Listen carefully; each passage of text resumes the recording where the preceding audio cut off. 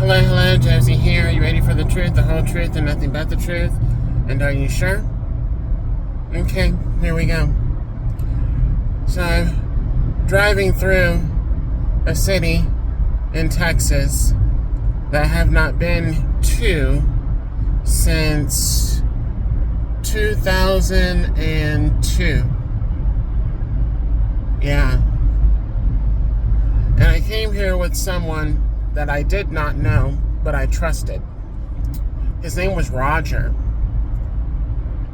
And I was young. I was, 18, 19 years old.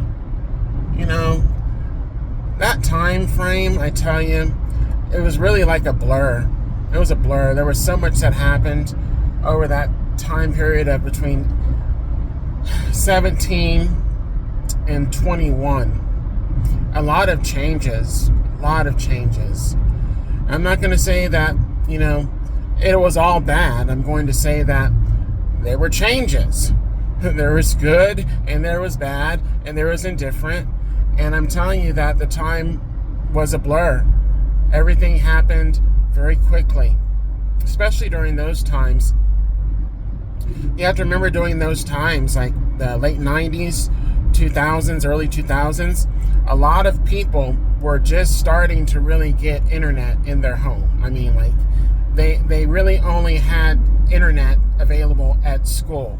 And you're really only able to, go online or go on the internet at school, not at home. We didn't have internet at the house where I was. We didn't have it. They didn't want it in the house. And it was for selfish reasons as well, too, why they didn't want it in the house. They were just not advanced. They didn't care really to be advanced. This is someone that parents that wrote checks and still write checks to this day to pay for a lot of things, whereas people are using credit cards and debit cards nowadays. They wrote checks. But I digress and go back into Roger. We came to San Antonio to see the drum corps. That was the main reason, but the other reason was he was planning on doing some ritualistic work over me while we were in San Antonio and while I was sleeping. Yes, this was somebody, I woke up, kind of in the middle of the night. Woke up and he was sitting in a chair and he was doing something. He was just sitting in the chair.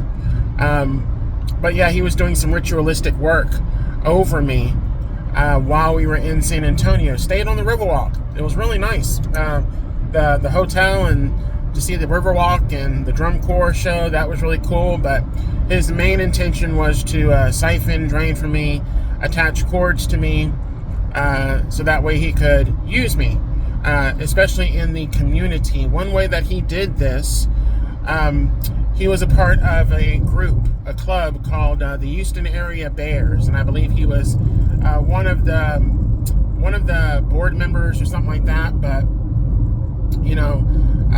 Houston Area Bears, and I was kind of interested in that type of guy at one point in time, one point in time in my life.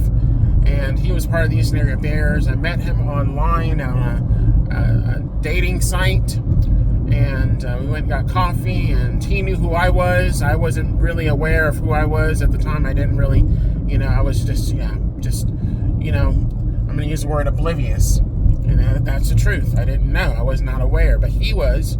He knew. He was aware. And this is where, my parents could have told me and or should have told me the truth about a lot of things, but they did not, because they were also using and taking advantage of me as well, too. And the thing was, they didn't want other people to have access to me, because that would mean there would be more cords attached, more draining done, from other people as well as from them and whoever they wanted to attach cords to me. It was one big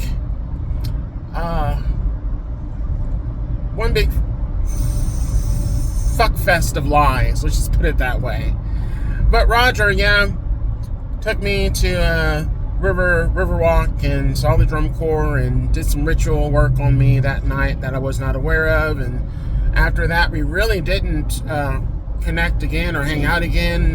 Nothing. His life got better. He made some advances in his career and so on and so forth. Moved out of the area that I moved to, which was in Southwest Houston, and that area can kind of be considered, in short, in a way, kind of like the hell area of Houston, possibly. I mean, one of them. There's many different areas, but that was one of them. He moved out of there, and he was able to move out to the Woodlands or the Spring area. More developed. Starting to become developed, and a lot of people were moving to that area. A lot of businesses and so on and so forth. And he attached me. I believe he was the one who did it. It wasn't until it was a combination of him and my parents, but they basically came to agreement together to attach me to Mike, who Roger knew, Roger was aware of, and he had a connection to Mike, but he didn't let me know that, so that was kind of under wraps, but, I found this out later.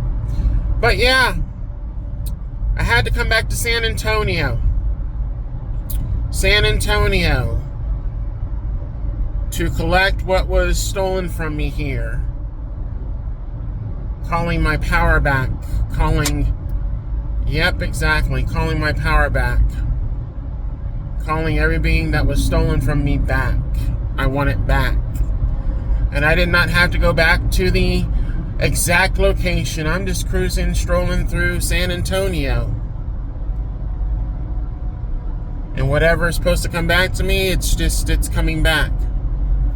And that was something that I need to speak on. That just came to my mind. Roger.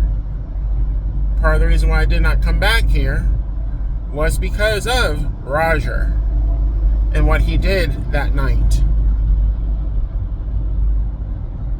He's not doing so well either.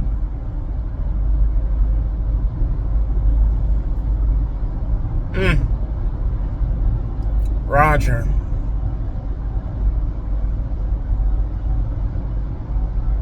Roger that.